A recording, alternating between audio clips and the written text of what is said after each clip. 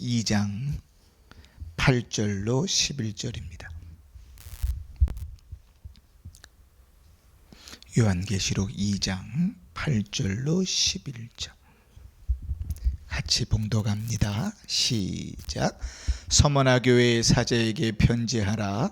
처음이며 마지막이요 죽었다가 살아나신 이가 이르시되 내가 내 환난과 궁핍을 알거니와 실상은 내가 부요한 자니라. 자칭 유대인이라 하는 자들의 비방도 알거니와 실상은 유대인이 아니요 사탄의 회당이라. 너는 장차 받을 고난을 두려워하지 말라. 볼지어다 마귀가 장차 너희 가운데서 몇 사람을 옥에 던져 시험을 받게 하리니 너희가 10일 동안 환난을 받으리라. 내가 죽도록 충성하라. 그리하면 내가 생명의 관을 내게 주리라. 귀 있는 자는 성령이 교회들에게 하시는 말씀을 들을지어다. 이기는 자는 둘째 사망의 해를 받지 아니하리라. 아멘. 우리 요한계시록 강의 10번째 시간이지요. 이제 7개 교회에 보내는 편지를 살펴보는데 두 번째 서머나에 보내는 편지입니다. 지금은 터키의 이즈미르라는 도시의 이름으로 되어져 있습니다. 에베소에서 보면 북쪽으로 좀 올라가서 한 학자들마다 좀 다른데 80km 정도 떨어져 있는 항구 도시입니다. 에베소와 마찬가지로 대단히 부유하지요. 우리는 요즘은 공단이 서야 좀 부유하죠, 그죠?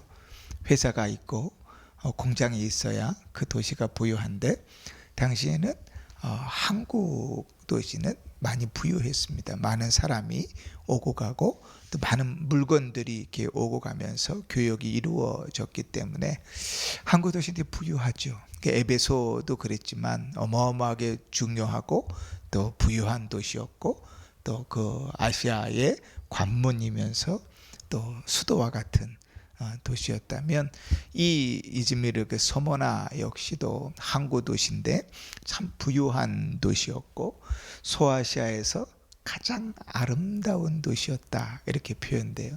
제가 98년도에 이즈미르를 가본 적이 있거든요. 근데 아무리 생각해도 생각이 나질 않아요. 그래서 이 아름다운 도시였다 그런데 지금은 어떤가 이렇게 생각해 보는데 그때 20년이 벌써 넘었네요. 생각이 잘 안 나요. 근데 당시에는 가장 아름다운 도시였다 그렇게 표현합니다. 학문도 또 과학도 의술도 발달했다 그러고 또 황제의 중심지였습니다. 우리 에베소는 특별 도시였다 그랬잖아요. 군대가 주둔하지 않았던. 그런데 이 서머나는 로마의 군대가 주둔해 있었겠죠. 원로마의 군대가 주둔해 있으면서 황제 숭배를 강요하는 그런 이제 도시였습니다. 이제 많은 이제 젊은이들 어떤 사람들 가운데는 고대의 가장 그리스도로 오래된 서사시가 뭐냐면 일리아드하고 오디세이거든요. 라틴어를 배우는 데서는 일리아드와 오디세이를 읽는 것이 이제 기본적인 필독서입니다. 보통은 중고등학교 때 읽죠. 일리아드 오디세이가. 근데 너무 어렵다 그래요. 그 일리아드나 오디세이를 지은 그 저자가 호머인데 호머의 출생지가 이 서머나입니다. 그러니까 얼마나 학문적으로 발달했는지 알겠죠. 이 호머가 일리아드 또 오디세이 그런 큰 이제 그 오래된 서사시들을 썼는데 전 세계 지금도 유명한 시니까 대단히 학문적으로도 발달되어 있는 도시였다 이렇게 할 수 있죠. 여러분 우리가 이제 7개 교회를 살펴보는데 7개 교회 중에요 1개 교회는 책망만 받습니다. 그리고 2개 교회는 칭찬만 받습니다. 그리고 나머지 4개 교회는 칭찬과 책망을 같이 들어요. 오늘 이제 서머나 교회와 오늘 우리가 다루고 있는 서머나 교회와 저 뒤에 가면 빌라델비아 교회가 주님으로부터 칭찬만 받는 교회입니다. 하나님도 이렇게 우리 교회, 이 은평중앙교회 성도님들을 이렇게 칭찬만 하셨으면 좋겠어요. 하나님 이렇게 평가할 때 참 잘했다 칭찬만 들으면 정말 좋겠는데 어떨지 모르겠네요. 물론 이 서문학교회의 어려움이나 문제가 왜 없겠어요. 이 땅에 존재하는 모든 교회는 문제가 있고 이 땅에 존재하는 모든 사람이 죄가 있는데 어떻게 책망할 것이 없겠어요, 그죠? 그러나 칭찬할 것이 크고 책망할 것은 주님께서 어느 정도 은혜로 간과해 주시는 거죠. 그 이 정도라면 우리도 좀 욕심내볼 만하다 그런 생각이 듭니다. 그죠? 주님 앞에 칭찬만 받으면 좋겠다. 준비하면서 저는 이제 그런 소원이 좀 생겼죠. 자, 그러면 이제 칭찬만 받아야 되니까 주님께서 서문화교회의 모습을 통해서 우리 은평중앙교회의 모습, 우리 권사님들의 모습을 투영해 주실 텐데, 그러면 이 서문화교회가 어떤 상황에 놓여 있었는지, 왜 칭찬을 받았는지를 알아야, 그죠? 우리 교회와 우리의 신앙이 놓여 있는 상황과도 비교해보고 우리가 그 상황과도 어떻게 살아야 칭찬받는구나 하는 걸 알 거 아니에요, 그죠? 그렇게 좀 살펴보면서 우리의 신앙을 돌아보고 또 도전을 받으면 좋겠어요. 먼저 이 서문화교회가 이제 처해 있는 상황을 오늘 9절 말씀에는 이렇게 표현합니다. 내가 내 환난과 궁핍을 알거니와, 이렇게 표현하죠, 그죠? 여러분, 환난은요 잘못해서도 받을 수 있습니다. 죄를 지어서도 받을 수 있어요. 제일 속상한 거는 죄를 지어서 하나님 징계하시는데 깨닫지 못하는 게 제일 속상하지만 하여간 죄를 지어서도 받을 수 있어요. 또 궁핍함은요 게을러서도 얻어지는 결과예요. 그죠? 보통 환난, 왜 어려움을 당해요? 잘못을 하니까 어려움을 당하는 거예요. 궁핍함, 왜 궁핍해요? 게을르니까 궁핍한 거예요. 그게 이제 보편적인데, 지금 우리가 서문학교회를 평가할 때 뭐만 받았다고요? 서문학교회는 칭찬만 받았어요. 그러니까 서문학교회가 환난과 궁핍한 상황 가운데 있는데 그게 죄를 지어서 환난을 당하거나 게을러서 궁핍한 건 아니겠구나, 이게 걸러지지요, 그죠? 우리가 요즘 계속 욥기서를 읽고 있으니까요. 우리 죄를 짓지 않아도, 죄의 결과가 아니어도 뭐는 받을 수 있어요? 환난을 당할 수 있다는 거 알잖아요, 그죠? 우리 참 맞물려서 잘 돌아가는 것 같아요. 그러니까 주님께서 칭찬하시니까 그들이 받는 환난과 궁핍이라는 것은 그들이 죄를 짓거나 게을러서 얻어진 결과가 아니에요. 환난이라는 것은 뭐죠? 괴롭힘 당한다는 거예요. 궁핍하다는 건 뭐예요? 가난하다는 거예요. 그러면 왜 그럴까? 원래 로마는요 교회를 핍박하지 않았습니다. 원래 로마가 이제 전 세계를 지배하면서 유대인들과 관계에서는요 그들의 종교를 인정했어요. 어떻게 인정했는가? 유대인들은 원래 유일신을 섬기는 종교다, 민족이다. 그리고 그들은 마땅히 관용을 받을 만한 고대의 소수 민족 종교다, 이렇게 인정했어요. 그러니까 우리가 알다시피 헤롯이 유대 땅을 점령하면서 뭘 지어요? 성전을 짓잖아요. 유대인들을 위해서 성전을 지어요. 그 성전은요 원래 위로 올라가면 원래는 뭐죠? 성막이었어요. 그리고 그들이 그토록 그리워하던 솔로몬의 성전이었죠. 나라가 망하면서 그 성전이 다 무너져 버렸고, 하나님께서 말씀하신 대로 70년간의 종살이를 마치고 돌아오는 1차 귀환을 통해서 다윗의 자손 중에 이 지도자였던 왕족의 스룹바벨을 중심으로 다시 성전을 지었지만 또 무너져 버렸죠. 그리고 이제 지어지는 이 성전은 그러니까 헤롯은 누군가 하면 에돔 족속입니다. 원래 에돔과 이스라엘은 형제이지만 적이죠, 그죠? 자, 그런데 그 에돔 족속의 헤롯이 왜 성전을 짓겠어요? 인정하고 또 그들을 환심을 사기 위해서 성전을 짓는 거죠. 역사상 가장 큰 성전이 헤롯 성전이에요. 지어진 크기로. 그렇게 원래는 그렇게 관용적이었어요. 그런데 왜 교회가 핍박을 그토록 받게 됐는가? 이유는 아주 간단해요. 유대인들은 황제 숭배를 강요받지 않았었는데 그 유대인들이 기독교와 유대교는 다르다 하면서 기독교를 이단시 취급하고 밀어붙이기 시작했어요.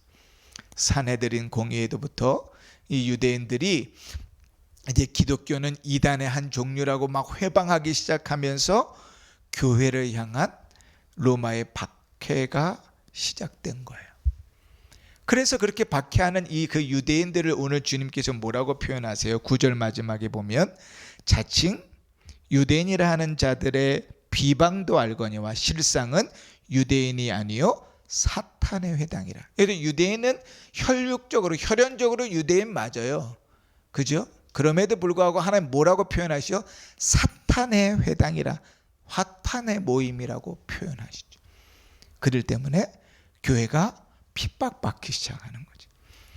그건 나중에는 좋은 결과를 얻지 못하죠. 하여간 그렇게 핍박을 받으면서 로마의 핍박 가운데서, 그 유대인들의 핍박 가운데서 기독교는 점점점 가난해지기 시작합니다.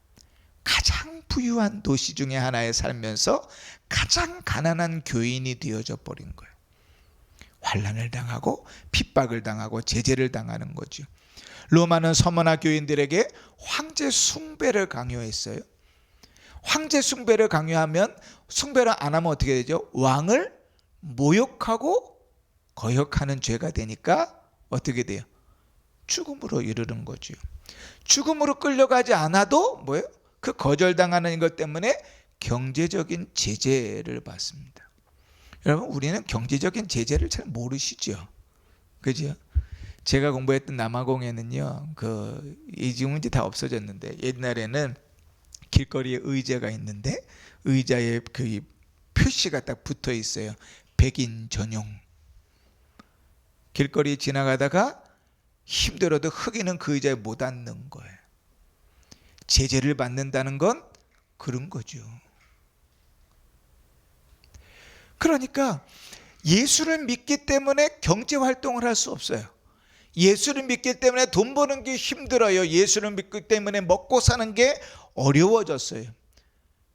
외적으로 핍박을 당하고 경제적으로 어려움들을 당했어요. 더욱이 기독교에 대한 유대인들이 가지고 있는 그 악감정이 더욱 교인들을 경제적인 어려움으로 몰아가요. 그러니까 로마에서 환난과 경제적인 어려움들이 점점 심해지면서 가장 부유한 도시 중에 하나에 살면서 거기서 가장 가난한 사람들은 누구예요? 교인들이란 말이죠. 이게 참 속상한 일이지요. 더 속상한 건 뭔가 하면 그 서머나 교회 교인들이 당하고 있는 그 환난이 언제 끝날지 기약이 없다는 거예요. 여러분, 끝이 있다면 버틸만 합니다. 그죠? 이를 악물고 몸이 망가져도 버틸 수 있어요. 근데 끝이 없다고 생각하면 그래요. 일제시대 때에 많은 사람들이 매국했습니다. 일본의 편을 들었어요. 그들은 절대로 해방될 거라고 생각하지 않았어요. 대한민국은 망할 거라고 생각했어요. 역사에서 대한민국은 사라지고 일본이라는 국가가 여기를 다 점령할 것이라고 생각했어요. 꿈에도 꾸지 않았거든요. 앞이 안 보이니까. 그러니까 살 길은 뭐예요? 매국하는 거죠. 나라를 파는 거예요. 이 마찬가지죠. 고난, 환난과 궁핍이 있는데 끝날지 몰라요. 여기도 속상한데 한 걸음 더 나아가서 성경은 뭐라고 표현하는가? 더 큰 환난이 있을 것이다. 볼까요? 10절 보십시다. 너는 장차 받을 고난을 두려워하지 말라. 볼지어다 마귀가 장차 너희 가운데에서 몇 사람을 옥에 던져 시험을 받게 하리니 너희가 10일 동안 환난을 받으리라. 지금 당하고 있는 환난과 궁핍만으로도 사실은 좋게요. 충분히 힘들어요. 예수를 믿는다는 그 이유만으로, 신앙을 가지고 있다는 이유만으로 사람들에게 핍박을 받고 제재를 받는 것, 먹고 사는 것 자체가 어려운 것, 내 자식들이 굶는 것 충분해요. 그런데 거기서 더 이야기하는 거예요. 아직 잡혀간 사람은 없잖아. 순교한 사람은 없잖아. 그 얘기를 하고 있는 거지.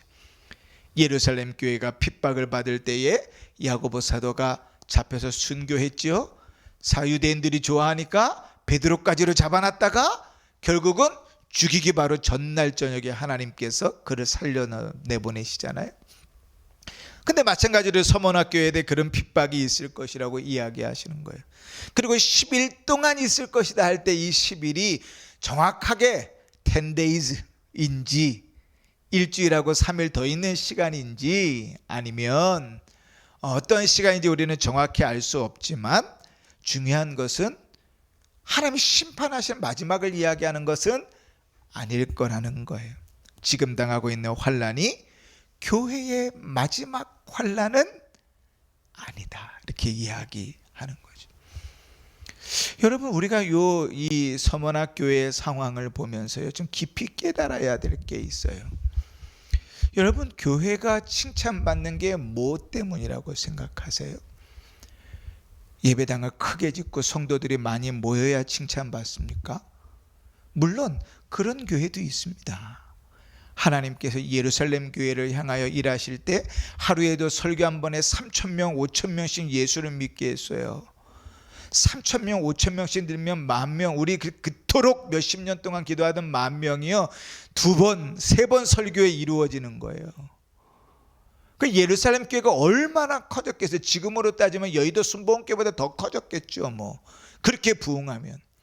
그런 교회도 있는 반면에 가장 가난한 자들만 모여있고 가장 힘들고 쪼들린 자들만 모여있는 서머나 교회도 있다고요. 근데 지금 주님이 그 서머나 교회를 책망하세요, 칭찬하세요? 칭찬만 하고 계세요. 우리가 교회가 뭔지, 교회를 위하여 무엇을 기도해야 되는지, 내 신앙의 문제를 놓고 뭘 기도해야 되는지 정확하게 봐야 돼요. 이 땅에 눈이 고정되어 있으면 우리는 늘 마음속에 뭐만 있어요? 교회가 커지는 것, 많아지는 것, 거기에만 모든 정신을 팔아요.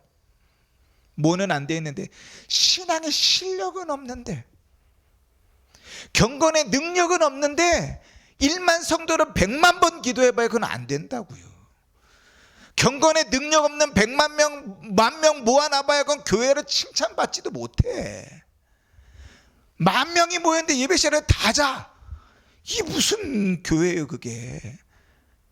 예배되지 않고 하나님의 영광을 받지 않으시는데 10,000명, 20,000명이 모이면 무슨 상관이 있냐고. 그 자리에 한 명이 주 앞에 나와도 거룩함으로 경건함으로 예배를 드리고 하나님을 만날 수 있다면, 찌질이도 가난하고 사회에서 핍박받고 어려움 가운데 있을지라도 주님께서 칭찬하신다면 교회가 그거를 족하지요.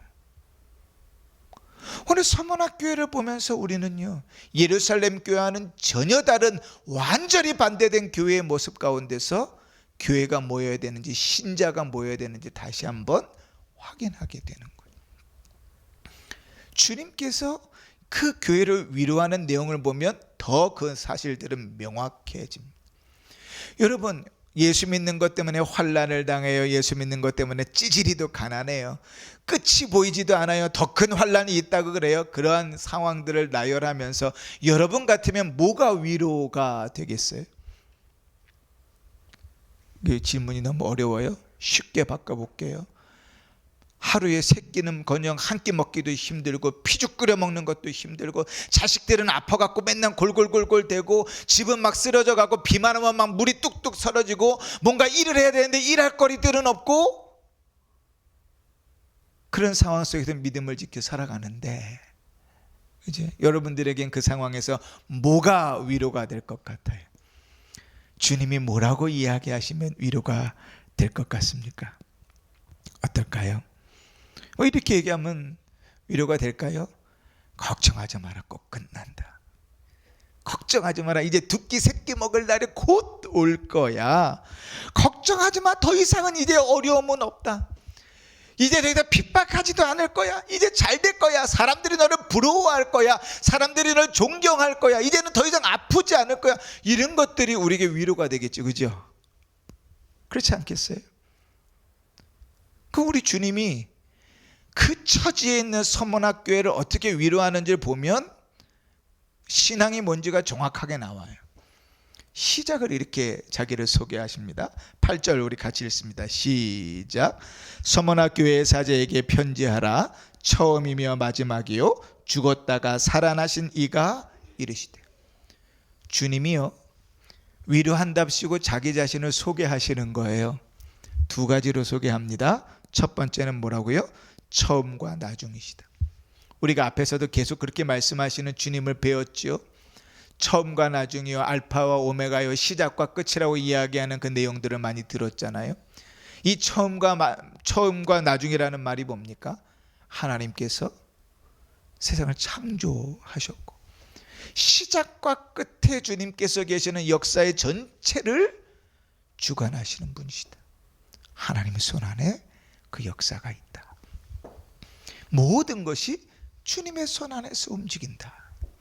두 번째는 뭐예요? 죽었다가 살아나신 이라는 거예요. 다른 말로 표현하면 성도들에게 부활이요 생명이 되시는 이라고 자기를 소개하는 거예요. 그렇게 그들을 위로하시는 거예요.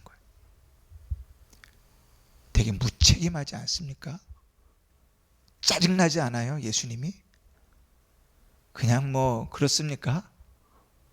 얼핏 성경을 읽으면 정말 무책임하고 짜증납니다. 무슨 얘기인가 하면 나는 힘들고 어렵고 아프고 못 먹고 괴로운데 내가 역사를 다 주관하고 있다? 너 구원 얻었지 않니? 라고 말하고 있는 거예요. 지금 주님께서 피죽도 제대로 못 끓여 먹고 있는데 내가 너의 생명이다, 내가 너의 부활이라고 이야기하는 거예요. 여러분 그게 위로가 돼요? 격려가 됩니까? 그게 소망이 됩니까? 여러분 얼핏 보면요 참 우리 주님은 잔인해요. 이 서문학 교회를 향해서 주님이 말씀하시는 위로는 사실 위로가 아니라 정말 재수 더럽게 없어요. 어떻게 이렇게 말을 할 수 있지? 걱정하지 마, 내가 해결해 줄게, 차라리 나는 전능한 하나님이다 이러시면, 내가 네 기도를 들어줄게 이러시면 상황이 다르잖아요. 근데 뭐라고 얘기하신다고요? 내가 시작과 끝이다, 그 모든 역사를 내가 주관하고 있다, 내가 너에게 부활이요 생명이 된다. 얼핏 들으면 그래서 뭐 이렇게 생각할 수 있죠. 그러나 여러분 우리가 잘 생각해야 될 것은 우리가 기도를 드릴 때 제일 위험한 게 뭐냐면 습관같이 기도하는 거예요. 무슨 생각인지 무슨 말인지도 모르고 그냥 내뱉는 것, 그건 기도가 아니에요. 성경은 그걸 뭐라고 정확히 표현했냐면 중언부언이라고 하는, 그냥 이방인들이 하는 것이라고 하지 말라고 주는 분을 딱 못 박으셨죠. 뭐 습관처럼 두루수수수 나오는데 내가 무슨 기도를 했는지도 모르고 그 기도에 대한 기대도 없다면 그 신앙은 이미 바닥을 치고 있는 거예요. 그러면 우리가 기도할 때 어떻게 기도해요? 나에게 도움이 필요하면 아버지라고 부르기도 하고 전능하신 하나님이라고 부르기도 하고, 내가 너무나 아프면 열아빠 치료의 하나님이라고 부르기도 하고, 그 합당한 하나님을 부르잖아요. 그 우리 주님께서요 서문학 교회를 향하여 자기를 소개하셨을 때는 다른 교회가 아니고 서문학 교회를 향하여 내가 처음과 마지막이요 죽었다가 살아났다가 소개할 때는 서문학 교회의 가장 적절한 소개를 자기를 하고 계시는 거예요. 그죠? 이해가 안 돼요? 다시 얘기할까요? 자, 우리가 상황에 따라서 하나님을 부르는 게 다르지요. 그죠? 돈이 필요하면 하나님 아버지 이럴 수도 있고, 능력이 필요하면 전능하신 하나님 아버지를 찾을 수도 있고, 또 갈급하면 기도를 들으시는 하나님을 찾을 수도 있듯이 하나님께서 서문학 교회를 향하여 자기를 소개하고 계시다면 그 소개는 가장 적절한 소개일 거라고요. 그죠? 에베소 교회 이렇게 소개하지 않으시고 서머나 교회 이렇게 소개하셨어요. 그러면 그 상황과 여건, 가장 환난과 궁핍 가운데 있는 그들에게 가장 적절한 위로가 주님의 그 소개일 거라고. 걱정하지 마, 내가 해결해 줄게, 이러면 더 쉬울 수 있어요.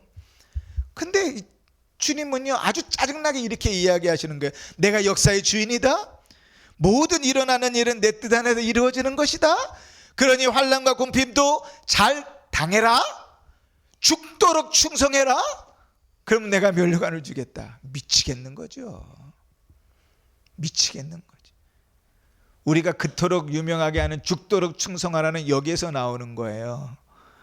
잘하고 있는데가 아니라 환난을 당하고 가난해서 궁핍한데도 그것을 잘 버티고 있는 자에게 주님께서 조금만 참아, 힘내, 잘 될 거야, 이렇게 얘기하지 않고 죽을 때까지 충성해라, 이렇게. 아주 잔인하죠, 그죠, 우리 주님. 아니, 이런 대목을 듣는데도 졸리면 참 골치 아픈 거야. 이거는 속상한 거예요. 이런 상황 가운데서도 이게 눈이 감기면 참 힘든 거예요. 주님이요, 한 끼도 제대로 못 먹는, 경제적으로 꽉 막히는 궁핍방 가운데 있는 자에게 죽도록 죽을 만큼 충성하라, 그러다 죽어도 충성해라, 이렇게 얘기하시는 거예요. 와, 그냥 죽도록 충성하라, 생명에 관을 내게, 여기만 이렇게 딱 잘라서 들을 때는 되게 막 멋있고 아름다운 말 같은데 되게 잔인한 말처럼 들리죠. 그러나 이 위로가 잔인한 것이 아니고 정말 주님께서 주시는 큰 위로와 힘이라는 것은 우리가 주님께서 주시는 그 약속들 속에서 발견하게 됩니다. 우리의 신앙이 뭔지를 다시금 확인하게 되는 거예요. 10절 마지막에도 죽도록 충성하라, 그리하면 내가 생명의 관을 내게 주리라 그러셨죠. 11절 마지막에도 이기는 자는 둘째 사망의 해를 받지 아니하리라, 이렇게 약속하십니다. 무슨 얘기입니까? 뭘 약속하고 계세요? 생명의 면류관, 즉 영생을 약속하고 계세요. 그러니까 영생은 심판주로 재림하실 그리스도의 왕국에서 영원히 그를 찬송하고 경배하는 일이잖아요. 이러한 약속은 이 땅을 살아간 우리에게는 너무도 현실적이지 않은 것처럼 보여요. 그 왜 이런 것이 위로가 안 되고 정말 이게 참 재수없을 정도로 이렇게 위로하나라고 생각되냐면 눈이 딱 이 땅에만 고정되어 있기 때문에 그래요. 여러분, 신앙이 왜 필요합니까? 이 땅을 살아가면서 신앙이 왜 필요해요?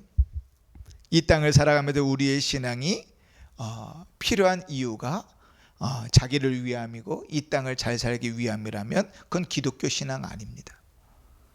기독교를 제외한 모든 신앙이 자기를 위하고 이 현세를, 이 땅, 이 주어진 삶을 잘 살기 위해서 신앙이 필요하고 신이 필요해요.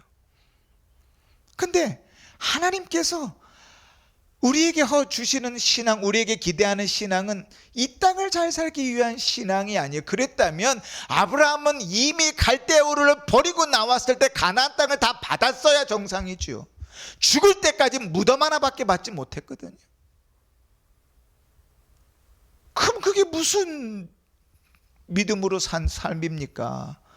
실패한 인생이지. 집안에서 본토 친척 아비 집에서 많이 누리고 살 수 있는 걸 다 버리고 나와서 쪽박 찼죠. 가나안 땅에 와가지고 뭐가 남았습니까? 무덤 하나 남겨놓고 그 무덤에 대를 이어서 갖다 들어가는 그 썩을 무덤 남겨놓은 게 뭐가 성공입니까? 그건 실패지요. 그런데 성경은 그 아브라함을 통하여, 막벨라고를 통하여, 이삭과 야곱의 부부가 그곳에 들어가는 일들을 통하여 무엇을 이야기하죠? 그들이 그 일들을 통하여 본향을 사모했다. 히브리서에 있는 말씀대로 그들이 땅을 사모하고 돌아갈 고향을 사모한 게 아니라 뭘 바라봤다고요? 그것을 통하여 약속하신 돌아갈 본향을 바라보고 살았다고요. 이 땅에서 땅 없어도 괜찮았어요. 이 땅에서 무덤 하나만 있었어도 그들에게는 절망이 아니었다고요. 왜요? 그것은 약속을 바라보고 본향을 바라보고 살아가는 삶이었으니까요. 믿음으로 하나님의 언약을 바라보았을 뿐이에요. 그러면 여러분 생각해 보세요. 아브라함이 약속의 땅 가나안에서 아무것도 얻지 못하고 죽었다고 해서 그 믿음이 헛됩니까? 아니요. 열심히 믿었는데 장례 치를 돈도 없어서 교회에서 장례를 치렀어요. 그럼 그 인생 잘못 산 겁니까? 아니요. 신앙의 본질은 그가 믿음으로 사는 것 자체가 복이라는 것을 인정하는 거예요.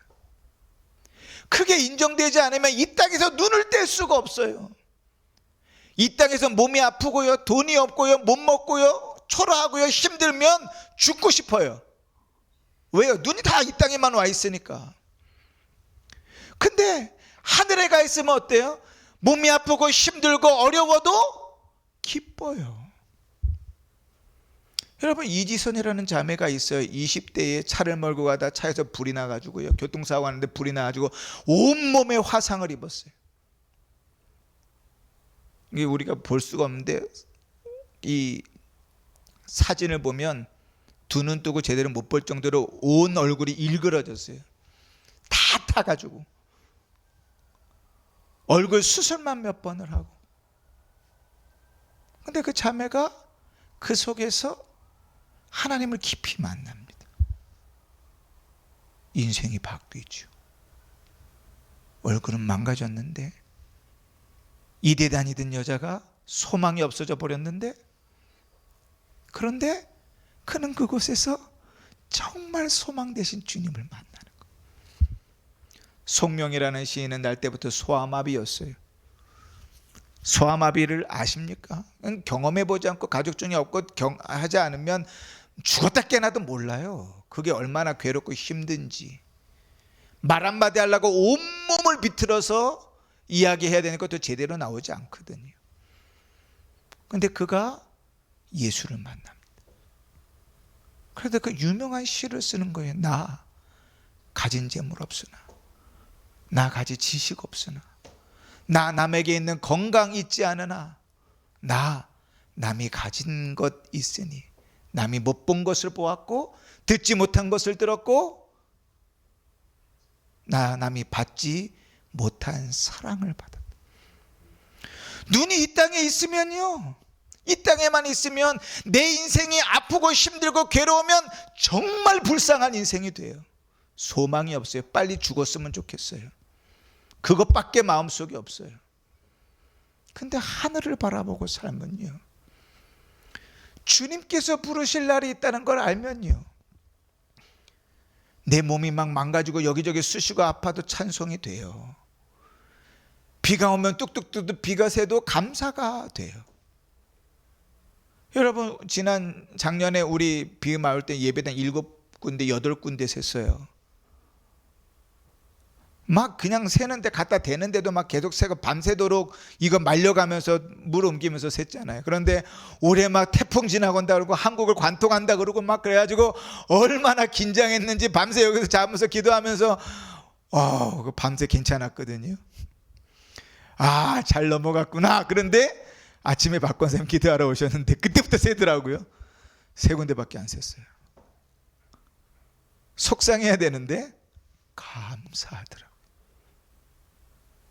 여러분, 현실을 보면 정말 불쌍해요. 나이를 먹어가면 먹어갈수록 그만큼 처량하고 불쌍한 게 없어요. 그런데 소망이 하나님께 있으면, 우리가 믿음으로 살아가는 것 자체가 복이라는 사실이 믿어지면, 우리는 늘 믿음으로 살아서 얻어지는 그 대가에만 가치를 두니까요. 그러니 맨날 거기서 좌절하고 실망하고 살아가는 거예요. 그런데 우리 주님이 환난과 궁핍 가운데 있는 이제 지도자들도 잡혀가고 더 어려움 가운데 처할 수밖에 없는 일들을 예고하면서 우리 주님이 자기한테 뭐라고요? 뭐라고 위로하신다고요? 내가 부활이고 생명이다. 내가 시작과 끝이다. 걱정하지 마라. 가장 가난한 교회인데 칭찬만 받다고요.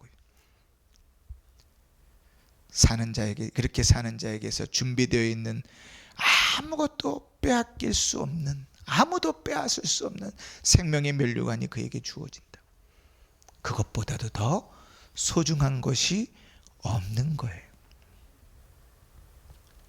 사랑하는 성도 여러분, 언제나 하나님이 우선이고 언제나 주님께서 대속하심을 얻어든 영생이 가장 소중할 때 주님의 이 말씀은 가장 큰 위로가 됩니다.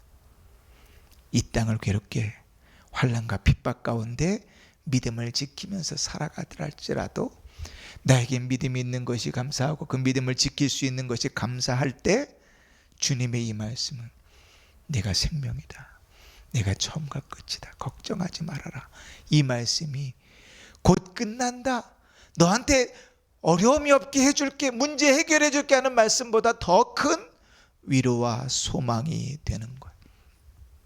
그러면 여러분, 이 서문학교회를 향한 칭찬이 우리에게 도전이 됩니다. 그렇죠?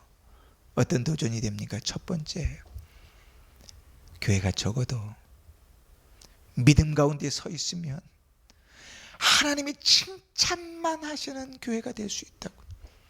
어려움과 핍박을 당해도 가장 궁핍하고 가장 가난할지라도 주님께서 그 믿음을 잘 지키고 있다면 칭찬만 받는 교회가 될 수 있다고요. 10,000명, 20,000명이 모이고 예배당이 의리하게 세워져 있고 외국 대리석으로 다 깔지 않아도 칭찬만 받는 교회가 될 수 있다고요. 그거면 족하잖아요. 뭐가 더 필요하겠어요? 여러분, 힘들고 어려워도 생명이 되시고 처음과 끝이 되신 그 주님께서 우리와 함께 하시고 우리를 칭찬하신다면 더 이상 무엇이 더 필요하겠어요? 그것이 위로가 되고 그것이 힘이 되어져서 오늘의 환난을, 오늘의 궁핍함을 이겨낼 수 있는 동기가 된다면 그게 믿음이고 그게 하나님의 역사이지요. 그렇지 않겠어요? 힘들고 가난해서 더 가져야 되고 더 뺏어야 되고 더 움켜쥐어야 되고 거기에만 혈안되어져서 옆에 사람들은 다 죽어가는데도 아파가는데도 그들을 볼 수 없다면, 도울 수 없다면 그가 제일 불쌍한 사람이에요. 가장 부유한 자인데 부유함을 모르는 자가 되어져 버리는 거죠.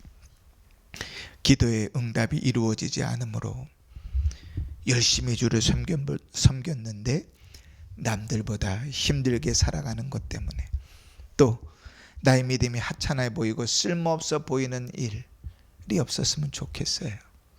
하나님 앞에 믿음을 지켜가고 우리 안에 있는 생명과 우리에게 주어진 믿음이 가장 고귀하고 가장 선하고 그것이 참 복되다는 것이 우리의 삶의 전부가 될 때 여러분, 우리 삶은 기쁩니다.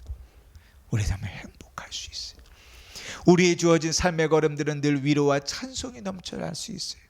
다윗이 고백했던 것처럼 사망의 음침한 골짜기를 다녀도 두려울 것이 아니라 오히려 주를 더 믿게 되고 찬송하게 되는 결과들이 주어져요. 여러분, 가난이 여러분의 신앙을 빼앗는 도구가 되지 않기를 바랍니다. 환난이 여러분의 신앙을 빼앗는 도구가 되지 않기를 원해요. 여러분의 건강이 여러분의 신앙을 빼앗는 도구가 되지 않기를 바랍니다.